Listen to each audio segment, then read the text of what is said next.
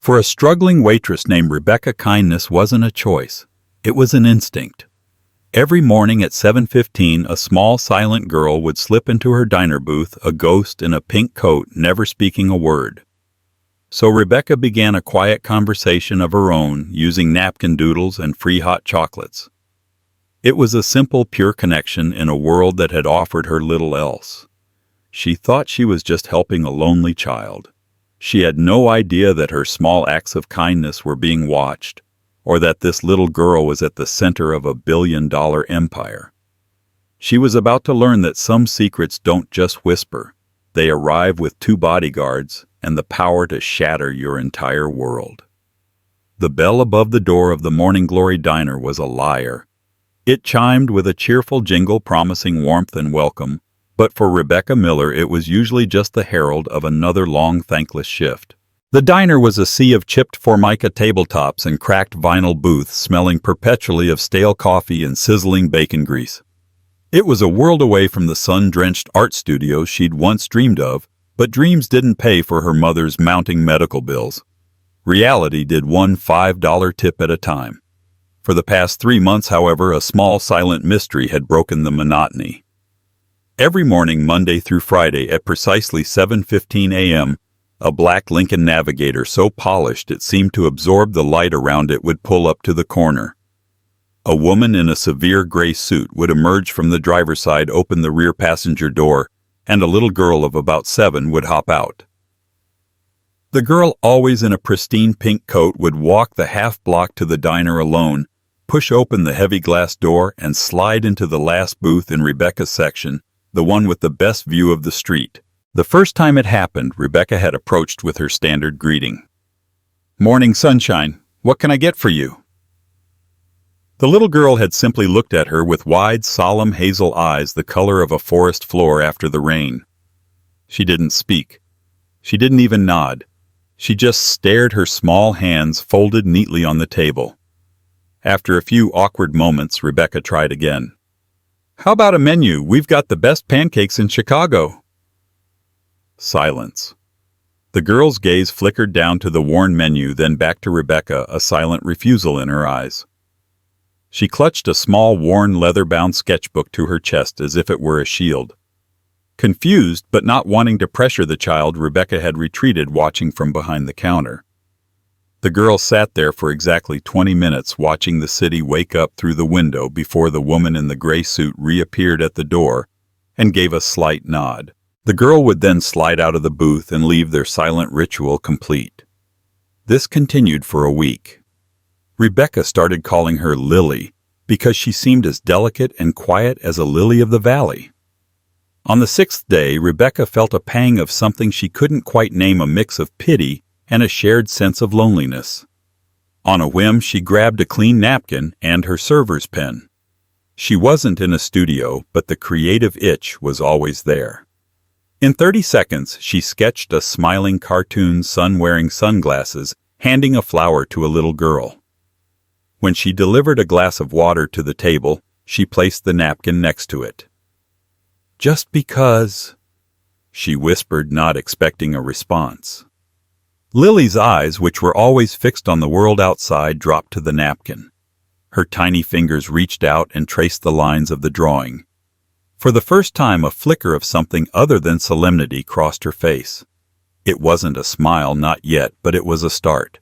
The next day, Rebecca drew a cat chasing a ball of yarn. The day after, a dog with floppy ears flying a kite. The ritual evolved. Lily would arrive, slide into the booth, and wait. Rebecca would bring her a glass of water and a new napkin drawing. One chilly Tuesday morning, seeing Lily shiver slightly, Rebecca acted on another impulse. She prepared a small mug of hot chocolate topped with a mountain of whipped cream and rainbow sprinkles and set it on the table. "This one's on the house," she said softly. "It's a secret between us." Lily looked at the mug, then up at Rebecca. Her eyes held a question. Rebecca just smiled and gave a small wink before turning away to handle a demanding customer. When she looked back, the mug was empty and a small smudge of chocolate was on Lily's upper lip. It became their thing: water, a napkin drawing, and a secret hot chocolate. Lily never spoke a word, but their communication was perfect. Sometimes Rebecca would find a small, folded piece of paper left behind on the table after Lily had gone. Opening it, she'd find a simple childish drawing and return a flower, a star, or a lopsided heart. Rebecca treasured these notes, tucking them into her apron pocket, and later pinning them to a corkboard in her tiny apartment. They were little bursts of color in her otherwise gray existence.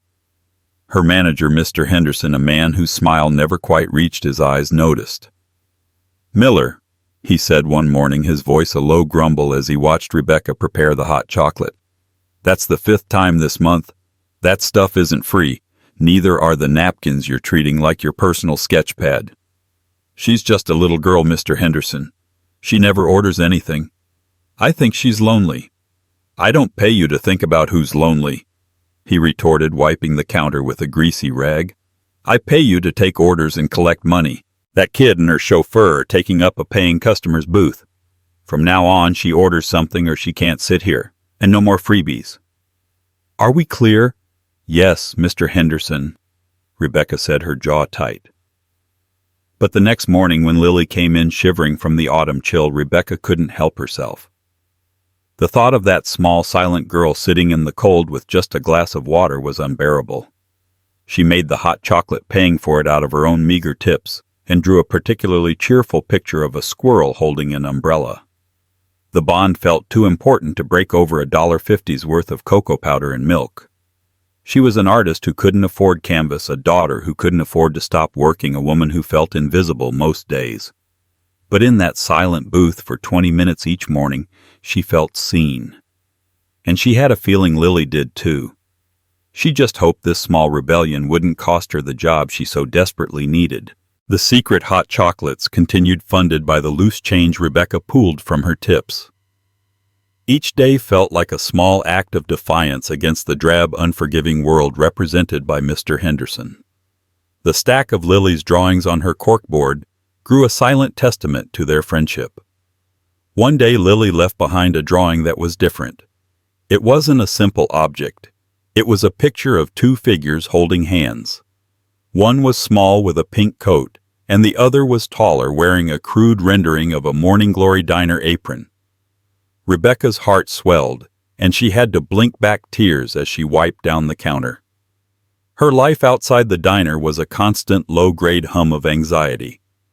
Calls from the hospital about her mother's physical therapy, co-pays the flickering light in her apartment bathroom that she couldn't afford to get fixed, the way her old art supplies gathered dust in the corner, mocking her with memories of a future she'd abandoned. She'd been accepted to the School of the Art Institute of Chicago on a partial scholarship years ago, a dream she'd deferred for 1 year, then 2, until it had faded into an impossible fantasy.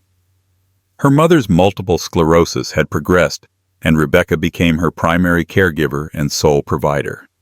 The vibrant canvases of her imagination had been replaced by the beige reality of order pads and coffee pots. Her co-worker and friend Sarah, a perpetually exhausted single mom, understood. "You're a good person, Rebecca," she said one afternoon, watching Rebecca carefully fold Lily's latest drawing. "Too good for this place, but Henderson's watching you like a hawk. He'd fire his own mother for using too many sugar packets." "I know," Rebecca sighed, tucking the drawing into her apron. "But when she looks at me, I don't know. It's like we get each other. We're both stuck." The unspoken friendship deepened in tiny, incremental ways. One morning, Rebecca noticed Lily's shoelace was untied. She knelt beside the booth. "Here, let me get that for you," she said gently. Lily didn't pull away. She stood perfectly still as Rebecca tied a neat double knot. As Rebecca stood up, Lily's small hand reached out and briefly touched her arm, a fleeting feather-light gesture that spoke volumes. The next week, something shifted. Lily came in looking paler than usual, her eyes shadowed. She barely touched her hot chocolate. Rebecca's napkin drawing of a smiling whale went unnoticed. Rebecca's heart ached for her. She wanted to ask what was wrong, to offer comfort, but how could she breach the wall of silence? Just before Lily left, she pulled a single broken red crayon from her pocket and a fresh sheet of paper from her sketchbook. With fierce concentration, she began to draw. It wasn't one of her usual cheerful subjects. It was a chaotic mess of dark, jagged lines, and in the center a crude drawing of a car. Next to it was a stick figure lying on the ground. When the woman in the gray suit appeared at the door, Lily shoved the drawing toward Rebecca, her eyes wide and pleading, before quickly gathering her things and leaving. Rebecca stared at the drawing, a cold knot forming in her stomach. It was a drawing of an accident. The implications were terrifying. This wasn't just a quiet child. This was a child carrying a heavy, unseen burden. All of Rebecca's protective instincts flared. Who was this little girl? Why was she shuttled to a diner every morning only to sit alone? Where was her family? That afternoon, Rebecca's anxiety was a physical weight. Mr. Henderson chose that moment to corner her by the dishwashing station. "Miller, I gave you a warning," he hissed, his voice low and sharp. "I saw you comp that hot chocolate on the security camera this morning. This is your final warning. You are not a charity. This is a business. The next time you break the rules for that kid, you're out. And in this economy, you won't find another job so easily." The threat hung in the air, heavy and suffocating. Getting fired wasn't an option. It would mean eviction, a lapse in her mother's care, the collapse of her entire fragile world. That night she sat in her cramped apartment staring at Lily's disturbing drawing on one side of her table and a stack of overdue bills on the other. She felt trapped. Her connection with Lily had become the one bright spot in her life, a silent, beautiful thing she had helped nurture. But now it was threatening the very foundation of her survival. She had to make a choice. Be the responsible employee who kept her head down and her job secure, or be the friend a little girl seemed to desperately need.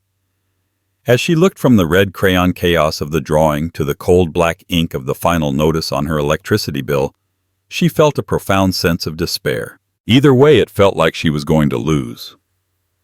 The next morning, Rebecca's hands trembled as she tied on her apron. She had decided. She couldn't abandon Lily. If it cost her the job, so be it. She would find another way. She slipped a brand new box of crayons and a small blank notebook into her apron pocket, a peace offering, or perhaps a final gift. At 7:15 a.m., the Lincoln Navigator pulled up as usual. But this time, something was different.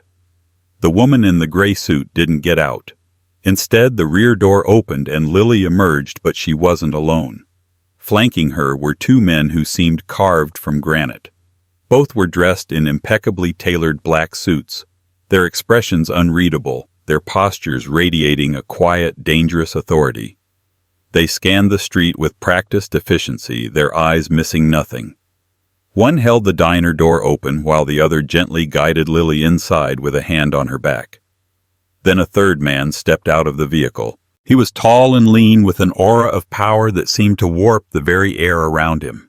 He wore a charcoal gray suit that probably cost more than Rebecca's annual salary, tailored to perfection over a crisp white shirt. His dark hair was threaded with hints of silver at the temples, and his face was a mask of aristocratic angles and controlled grief. His eyes, a startlingly intense shade of blue, swept over the diner with a look of cold appraisal, dismissing everything and everyone in it. The entire diner fell silent. The clatter of cutlery stopped. The low murmur of conversation died. Even the sizzle from the grill seemed to quiet down. Mr. Henderson, who had been barking orders from the kitchen, froze mid-sentence. This was a world Rebecca only saw in movies. These were not regular people. The man walked directly to Lily's booth. The two bodyguards stood a respectful but imposing distance away, their presence turning the cozy diner into a high-stakes meeting room. "Lily," the man said, his voice a low, resonant baritone that carried easily in the sudden silence. It wasn't unkind, but it held no warmth. "Mrs. Albright informed me you've been refusing your breakfast at home again. She also said you've been receiving things here." Lily shrank into the booth, clutching her sketchbook, her eyes wide with fear. She looked at Rebecca, a desperate, silent plea in her gaze.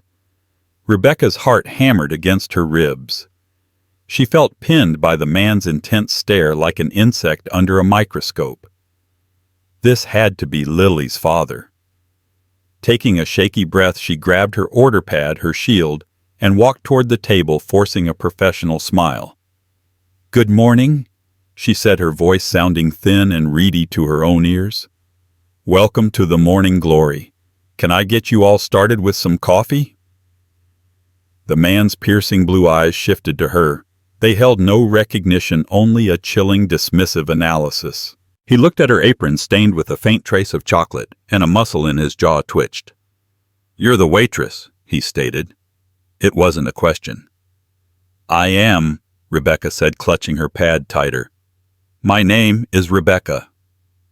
Rebecca. He repeated the name, sounding foreign and insignificant on his tongue. "I am David Sterling. This is my daughter." He gestured slightly toward Lily. "I've been made aware that you have been providing her with items she has not paid for. I've also been told you've been encouraging her. Distractions." His gaze fell upon the napkin from yesterday, which Rebecca had left on the table for Lily to see again. It was a drawing of two friends, a girl and a squirrel sharing a cookie. Rebecca's practiced smile faltered. I just give her a hot chocolate and some drawings. She seems lonely, sir. I didn't mean any harm." "You didn't mean any harm?" David Sterling echoed, his voice dangerously soft. "My daughter's well-being is overseen by a team of the country's best childcare experts, nutritionists, and therapists. What it does not require is the interference of a waitress with a penchant for charity." The words struck Rebecca like a physical blow. Humiliation washed over her, hot and sharp. Every customer in the diner was staring, listening. Mr. Henderson was watching from the pass-through window, a look of grim satisfaction on his face. I'm sorry," she stammered, feeling her world shrink to the space of that booth. "I was just trying to be kind." "Your kindness is a liability I did not approve," Sterling said, his voice dropping even lower. He took a step closer, and Rebecca had to fight the urge to step back. "You have no idea what my family deals with, what security protocols you have been breaching.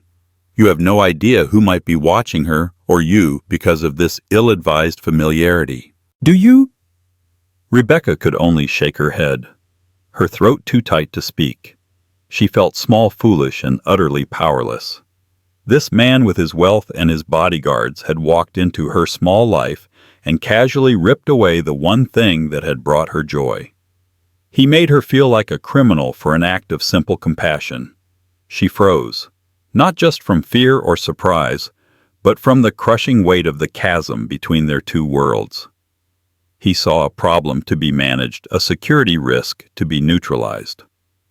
He couldn't see the silent, lonely little girl who just needed a friend. He couldn't see the struggling waitress who found a piece of her own soul in trying to help. All he saw was an inconvenience. "This little routine of yours is over," David Sterling said, his voice final. He reached into his suit jacket, pulled out a thick black leather wallet, and extracted several $100 bills, tossing them onto the table.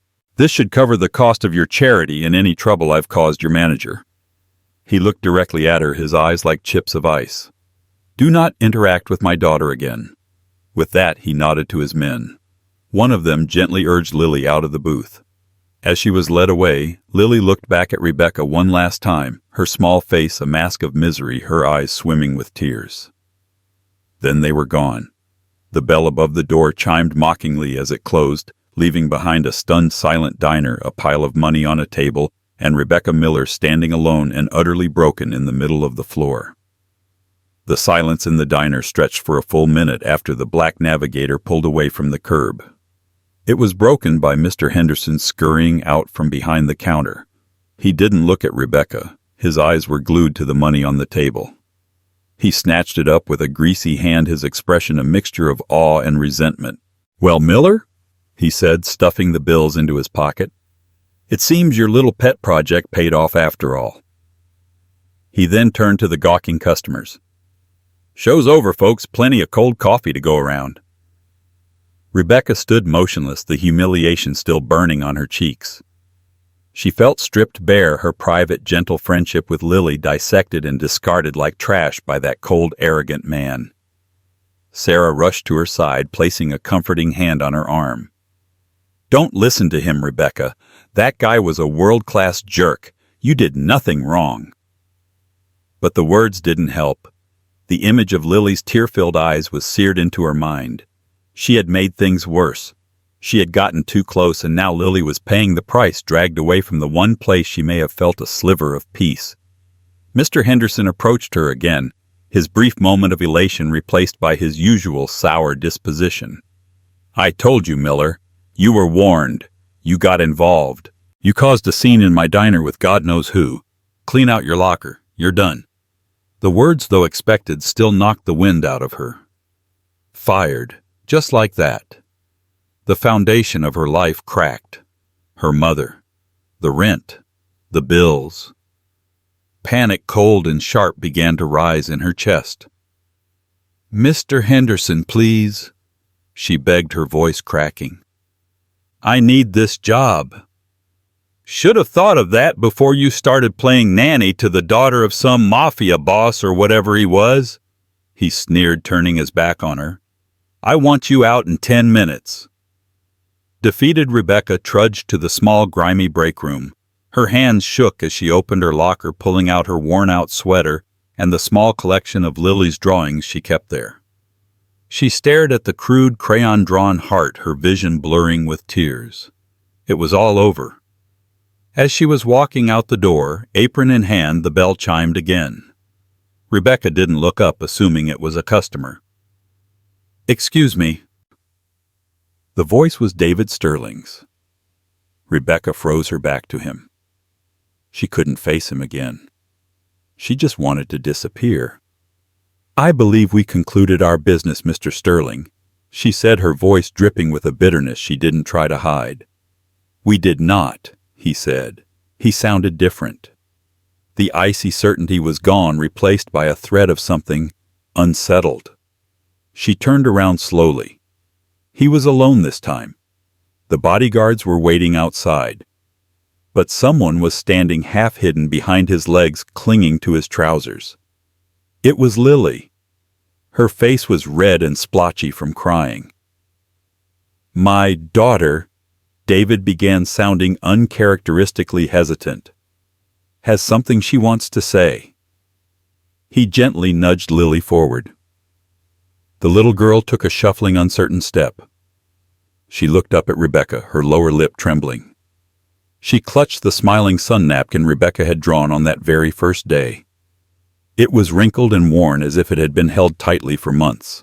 Lily took a deep, shuddering breath, her small chest heaving. She looked from Rebecca to her father and back again.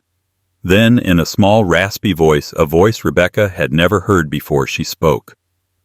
"Don't be mad at Rebecca," she whispered. "She's my friend." The sound of her voice, fragile as a bird's wing, struck the room into an even deeper silence than before. Rebecca's heart stopped. She stared at Lily, unable to process what was happening. David Sterling looked utterly poleaxed. He knelt, placing his hands on his daughter's shoulders. His entire demeanor had shattered. The cold billionaire was gone, replaced by a stunned and vulnerable father. "Lily Bug," he breathed, his voice thick with emotion. You spoke." Lily nodded, tears finally spilling over and running down her cheeks. She turned her gaze to her father, and for the first time Rebecca saw not just fear in the child's eyes, but a flicker of accusation. "You're always mad," Lily whispered, her voice a little stronger now. "Since Mommy? Since the crash? You don't talk, you just work. Rebecca gave me pictures. She made me warm chocolate. She talked to me even when I didn't talk back. She's nice." Each word was a revelation, a key turning in a lock Rebecca didn't even know existed. The crash, the chaotic drawing of the car, suddenly made horrifying sense. David Sterling flinched as if he'd been struck. The truth of his daughter's words, delivered in that tiny, rediscovered voice, hit him with the force of a physical blow. He closed his eyes for a moment, and in that instant Rebecca saw not a powerful tycoon, but a man drowning in his own grief. A man who had built a fortress of wealth and control around himself and his daughter, only to realize he had created a prison. He had been trying to protect her from the outside world, but he had failed to protect her from the silence within their own home. He had mistaken Rebecca's kindness for a threat when all along it had been a lifeline. A lifeline he hadn't known how to offer himself. He opened his eyes and looked at Rebecca. The ice was gone, replaced by a raw, humbling combination of shock, guilt, and desperation. He started, but his voice failed him. He, David Sterling, the man who commanded boardrooms and moved markets, was speechless. He had been completely, devastatingly wrong. And it had taken his selectively mute daughter finding her voice to prove it to him. The diner remained a tableau of suspended animation. Mr. Henderson stood by the register, his mouth slightly agape, the wad of cash in his pocket suddenly feeling like a dirty secret. Sarah watched from the kitchen doorway, her hand over her heart. David Sterling finally found his voice. It was hoarse, stripped of its earlier authority. "Mrs. Albright," he said, referring to the woman in the gray suit, "told me Lily had a breakthrough with her therapist yesterday. Dr. Evans said she used a puppet to say a single word. Sad." He called it a monumental step. He looked down at his daughter, who was now clinging to Rebecca's hand. He had no idea. He looked at Rebecca, truly looked at her for the first time. He saw the tear tracks on her cheeks, the threadbare quality of her coat, the defiant set of her jaw. He saw the person his daughter had chosen. "I owe you an apology, Ms. Miller," he said, the words sounding practiced yet sincere. "A profound one. I was arrogant, and I was wrong. I let my own fears cloud my judgment. I am so focused on protecting her from external threats that I failed to see the one she needed protection from most was her own silence. A silence you somehow managed to break." Rebecca was still reeling, her mind struggling to catch up. Lily's small warm hand was an anchor in the dizzying turn of events. "I just gave her some hot chocolate," she whispered, feeling overwhelmed. "You gave her more than that," David said softly. "You gave her a space where she didn't have to be the Sterling girl who doesn't talk. You just let her be. You saw her." He stood up, his posture still powerful, but his expression now open and unguarded. "Her mother, my wife Isabella, she died in a car accident a year ago. I was driving." The confession was stark, delivered with a quiet agony that resonated in the silent diner. Lily was in the back seat. She hasn't spoken a full sentence since that day. It's been a year of specialist therapy silence. Until today. Until you. The puzzle pieces clicked into place, forming a picture of unbearable tragedy. The silent girl, the grieving father, the fortress of wealth that couldn't keep the pain out. "I fired her, Mr." Henderson suddenly blurted out, a panicked sweat breaking out on his brow as he realized the magnitude of the man he'd just antagonized. "Because of the misunderstanding. But she can have her job back right now." "Of course." David's gaze flickered to Henderson, a flash of the old ice returning for a moment before it melted away. He ignored him, his focus entirely on Rebecca. "You won't be needing this job," David said, not as a command but as a statement of fact. Rebecca bristled instantly. "You can't just—" "No, please," he interrupted, holding up a hand. "That came out wrong. What I mean is, I want to offer you a different one."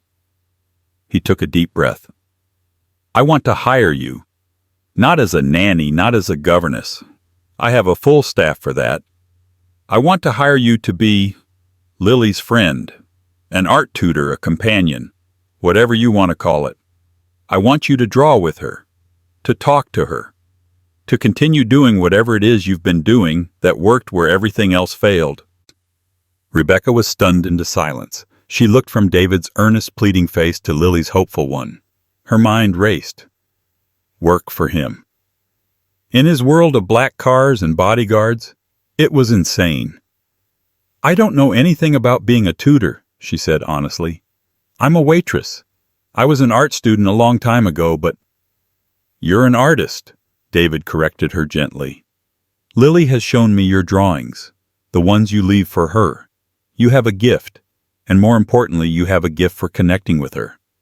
I can pay you 5 times what you make here, 10 times.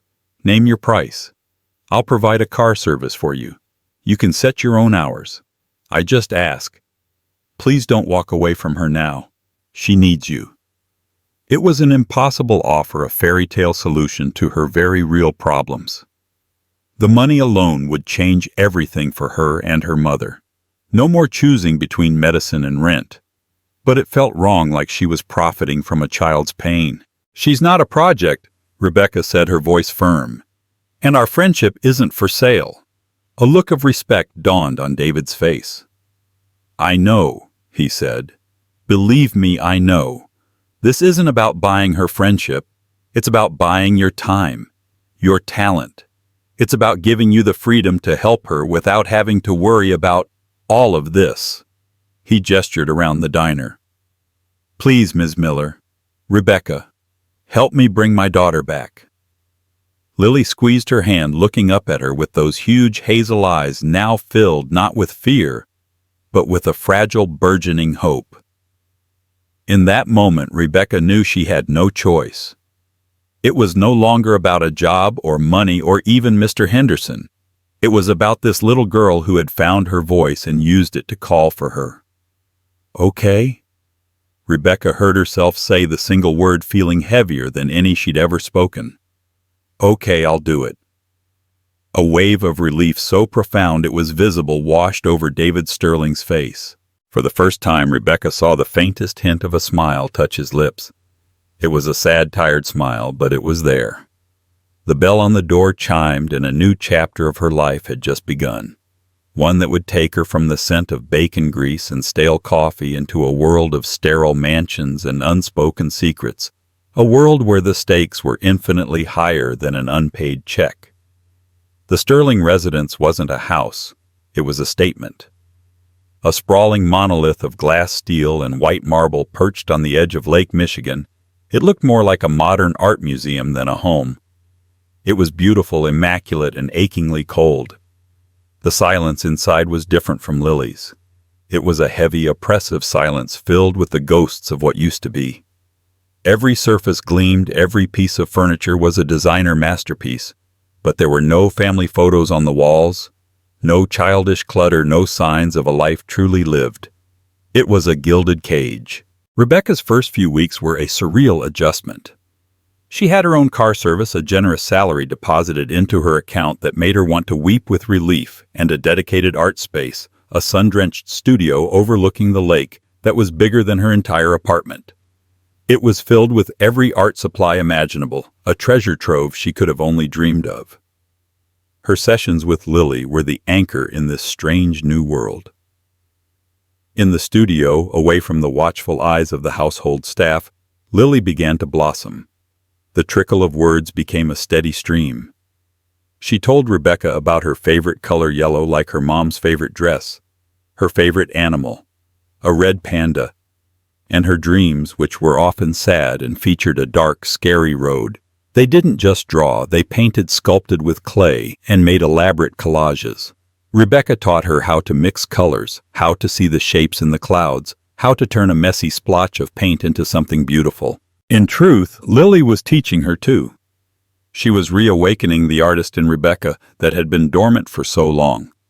For the first time in years, Rebecca felt the familiar, joyful ache in her hands after a long day of creating. She saw David sparingly at first. He was a phantom in his own home, leaving before dawn and returning long after Lily was in bed. He communicated mostly through his head of staff, the formal and efficient Mrs. Albright. But gradually their paths began to cross more often. He would come home a little earlier, appearing in the doorway of the art studio to watch them work. He never interrupted, but stood silently, a look of quiet wonder on his face, as he listened to his daughter's laughter, a sound he later confessed he hadn't heard in over a year. One evening, Rebecca was packing up when David entered the studio. She fell asleep during her bedtime story, he said, a rare, soft smile on his face. She was telling me about the clay monster you made today. She called it Sir Reginald Fartalot. Rebecca laughed, a genuine, easy sound. That was her contribution to the naming process. "Thank you, Rebecca," he said, his voice serious now. He walked over to a large canvas where Rebecca had been idly sketching a landscape of the lake. You brought light back into this house." "Lily did all the hard work." She deflected, uncomfortable with the intensity of his gratitude. "No," he insisted, standing beside her. He smelled of expensive cologne in the crisp night air. She needed a guide, someone who spoke her language. He looked at the canvas. "You're very talented. You abandoned this, didn't you? Your art." It was a statement, not a question. "I had to," she said simply. "Life got in the way." "Life has a way of doing that." He murmured, his gaze distant. "Isabella, her wife, she was a painter. This was supposed to be her studio." The confession hung in the air between them. Rebecca finally understood the deep sadness that permeated the house. It wasn't just a house without a woman. It was a house that had lost its artist, its color. A fragile, tentative connection began to form between them. They started having brief conversations in the evenings. He would ask about Lily, and she would ask about his work at Ether Dynamics, his revolutionary tech company. She learned that he wasn't just a businessman. He was a brilliant inventor, an idealist who believed his AI-driven logistics systems could solve global supply chain crises. She saw the passion behind the corporate armor. He, in turn, saw past the Waitress uniform to the intelligent, compassionate artist beneath. But as their fragile bond grew, Rebecca started noticing things. The bodyguards, Frank and Ben, weren't just for show. They were a constant, unnerving presence. Mail was screened. Visitors were vetted. A security sweep of the art studio was performed every morning before she and Lily entered. One afternoon, Ben, the younger and more approachable of the two guards, escorted her to her car. "Just so you know, Ms. Miller," he said in a low voice, "it would be a good idea to vary your route home every now and then. Don't stop for anyone you don't know." A chill went down Rebecca's spine. Why is something wrong? Ben's expression was grim. "Mr. Sterling is in the final stages of a hostile takeover of a major competitor, a company called Logicorp. Their CEO, a man named Stephen Hayes, doesn't play fair. Let's just say there have been concerns. We're just being cautious." The warning cast a dark shadow over Rebecca's idyllic days. The gilded cage, she realized, wasn't just to keep the grief in, it was to keep the dangers of David's world out. And now she was inside it with Lily. The threat became terrifyingly real a week later. Rebecca had taken Lily into the expansive back garden to sketch the flowers. Frank and Ben were stationed at a discreet distance. Suddenly, a high-pitched whirring sound filled the air. A commercial-grade drone far larger and more sophisticated than a hobbyist's toy appeared over the high garden wall, hovering directly above them. Frank was already speaking into his wrist. "We have an aerial breach, Sector 4. Unidentified unit." Ben immediately moved to Rebecca and Lily. "Inside. Now," he ordered, his voice calm but steely. He shielded them with his body as he hustled them toward the house. Rebecca's heart pounded as she clutched Lily's hand. The drone followed them, its camera lens a malevolent black eye. Just as they reached the patio doors, a loud crack echoed through the garden. The drone sputtered, smoked, and then plummeted to the ground, landing in a crumpled heap on the pristine lawn. Another security agent positioned on the roof had shot it down. Inside, David was waiting, his face pale and his fists clenched. He rushed to Lily, pulling her into a fierce hug. He looked at Rebecca over Lily's head, his eyes filled with a terrifying mixture of fury and fear.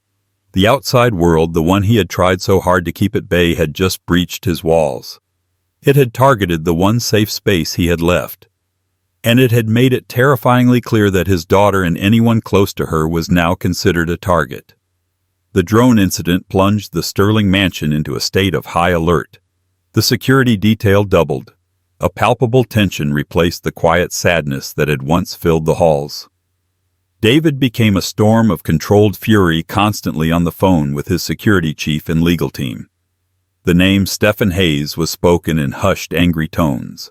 Rebecca was terrified, not for herself, but for Lily. The little girl who had just begun to rediscover her voice and her joy was now afraid to play in her own garden. She started having nightmares again, waking up crying about the buzzing monster. Rebecca's role shifted from art tutor to steadfast protector, her days filled with creating a cocoon of normalcy and safety for Lily inside the art studio, a bubble against the fear that now permeated the house. One evening, a few days after the incident, David found Rebecca in the studio long after Lily was asleep. She was working on a canvas, channeling her anxiety into broad, aggressive strokes of charcoal. "They traced the drone's signal," he said, his voice weary. "It originated from a shell corporation owned by Logicorp. We can't prove it was Hayes himself, but we know. It was a message." "A message?" Rebecca stopped drawing, turning to face him. "David, they flew a drone over your child. That's not a message, it's a threat." "In my world, sometimes they're the same thing," he said grimly. He ran a hand through his hair, the first sign of dishevelment she had ever seen on him. "I've spent the last year trying to build walls high enough to keep the world away from her. I failed." "You can't build walls high enough to keep life out," Rebecca said softly. "All you can do is make the inside strong enough to handle it." He looked at her, a deep, searching look. "How are you not terrified?" "Oh, I am," she admitted, her voice trembling slightly. "But if I fall apart, what does Lily have?" "Right now, painting smiling whales and clay monsters feels like the most important job in the world." In that moment, the last of the barriers between them crumbled. He wasn't her employer, and she wasn't his staff. They were two people bound by their fierce, protective love for a little girl, standing against a threat they couldn't entirely see. He stepped closer, his gaze falling on her charcoal drawing. It was a stunning, emotive landscape of a storm brewing over the lake, the waves turbulent, the sky dark, but with a single defiant beam of light breaking through the clouds. "Is that how you see things?" he asked, his voice barely a whisper.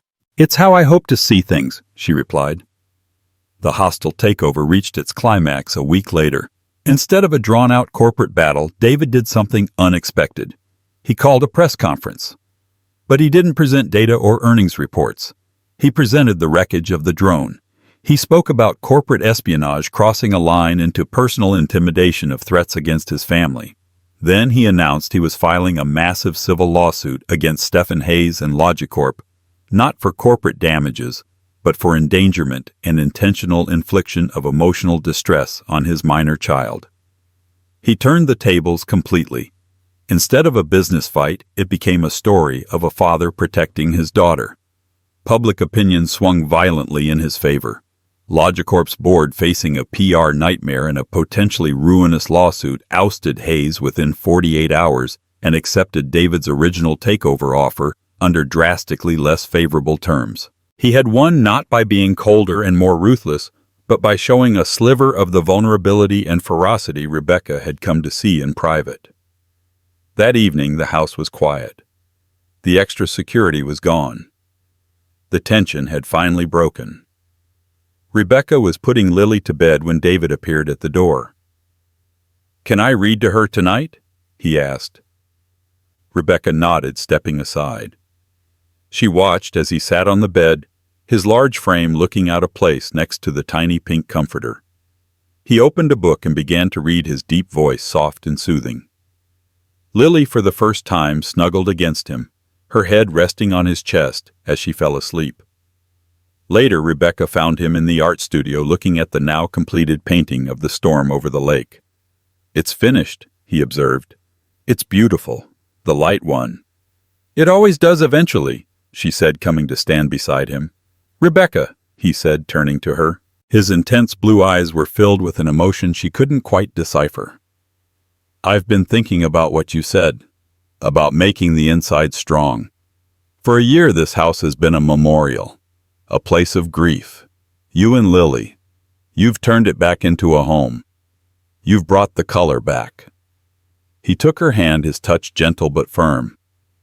"I know this started as a job, but it's become more than that for me. I hope it has for you too." Rebecca's heart fluttered. "It has," she whispered. "I'm not the same man who walked into that diner." He continued, his thumb stroking the back of her hand. "That man thought he could control everything, that money could solve anything. He was a fool. You've taught me that strength isn't about building walls. It's about having the courage to let the right person in." He looked around the studio at the childish clay figures, the vibrant paintings, the messy, joyful evidence of healing. "This is your studio now, Rebecca," he said, "in every way that matters. But I'm hoping that you'll be willing to share the rest of the house with us too. Not as an employee, as family, as my partner." Tears welled in Rebecca's eyes, not of sadness or fear, but of a profound, overwhelming joy. She thought of her tiny apartment, her dusty canvases, her lonely life. She looked at this man, no longer a cold billionaire, but a vulnerable, loving father who had fought his own demons to find his way back.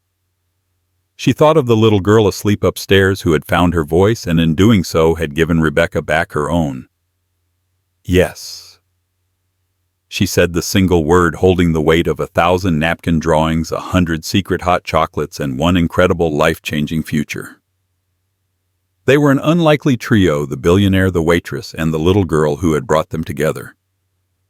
Their story hadn't started with a fairy tale, but in a greasy spoon diner over a silent cup of cocoa. And they were just beginning to paint their new canvas, one filled with light color and the quiet, unshakable strength of a family, finally home. Rebecca and David's story reminds us that the biggest changes in our lives often begin with the smallest acts of kindness. A simple drawing on a napkin, a cup of hot chocolate offered without expectation. These are the things that can breach the highest walls we build around our hearts. It's a powerful testament to how seeing the person, not their circumstance, can create ripples that heal families and rewrite futures. It proves that you don't need $1 billion to change someone's world. Sometimes all you need is to be the one person who refuses to let someone feel invisible. If this story touched your heart, please give this video a like. It truly helps us share more stories like this. Share it with someone who might need a reminder that their kindness, no matter how small it seems, matters immensely. And if you haven't already, please subscribe to our channel and click the notification bell for more stories that explore the depths of the human heart and the incredible connections that bind us all. Thank you for listening.